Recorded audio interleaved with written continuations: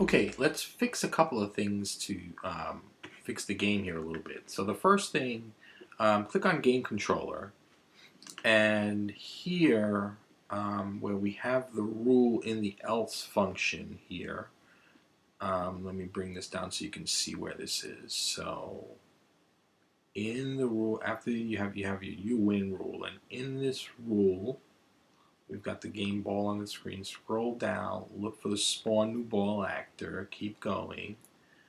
Then you will see the change ball on the screen attribute if you change that. But in the else section there, you will see the first one, if game ball on screen, and yours would say true, but it should be false.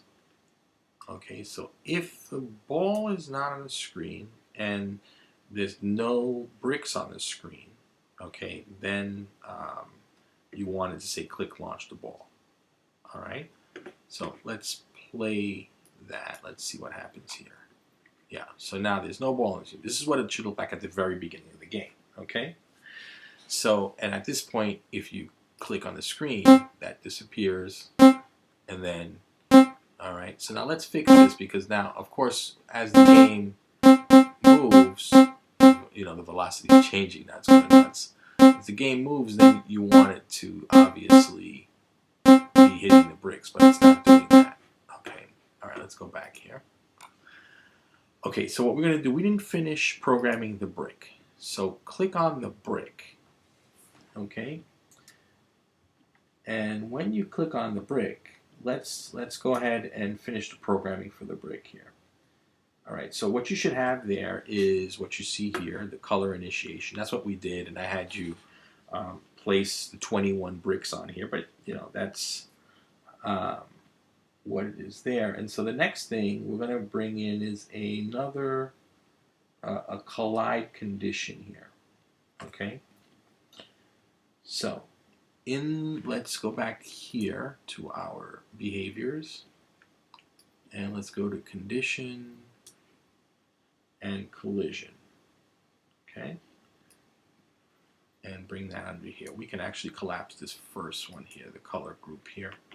Okay, so here what we're saying is when all the following is happening, actor overlaps with actor of type, and we want it to be ball.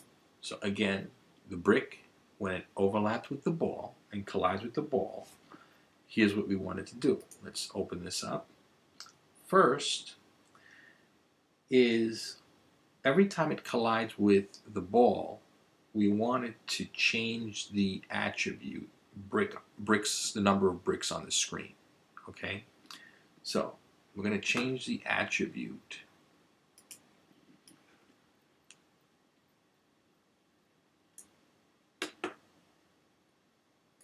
game level, attribute game level, bricks on the screen. Okay, so we're changing bricks on the screen to the same thing, except we're going to be subtracting 1. Okay? Excuse me. So it's going to be attributes, game level, bricks on the screen, minus 1. Okay? So what this is doing is it's saying every time the ball collapses with the brick, remember we're inside the brick, we're going to be changing that number 21. So remember, this is 21, bricks on the screen. So every time it collides, we want it to subtract 1 from there. Okay? The other thing we want to do is we also have a game score. We haven't shown it yet on the screen, but let's go ahead and work on that change attribute for the game score. So for the game score, we also want game attribute, the game score, and we want to change the game score. We want to add a number to that. So every time a brick gets hit, we want to add, let's say, 10 or 20, whatever you want. But in this case, I'm just going, for our purposes, I'm just going to add game score plus 10. Okay, so what this is doing is it's saying whatever values we set at for game score in the beginning it's 0. Okay, whatever it is, we want to add 10 to it every time the brick collides with the ball. Okay. The other thing we want to do is give it a little sound. We have another sound here, so let's bring in a play sound right under there. And what sound do we want? Let's call it hit. Okay. Run to completion. Everything is okay here. And then we also want the brick itself to be destroyed, to disappear. So at this point, we're going to look for the destroy brick there, bring that there. Okay. And that's pretty much it for the brick. So let's go ahead and test this out. Okay, click to launch the ball. There it is. Aha.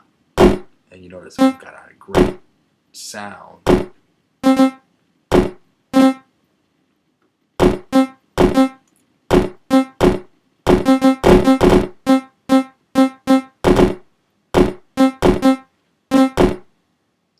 What I'm noticing is that as it hits the button, so all that works. The acceleration is interesting, but also, when it passes the paddle, the game should also be over when it hits, so we need to, clean that up a little bit as well. Okay, so our game is getting there. I mean, we're almost there. So we'll see in the next video. We'll see what we can clean up in the next video. Okay.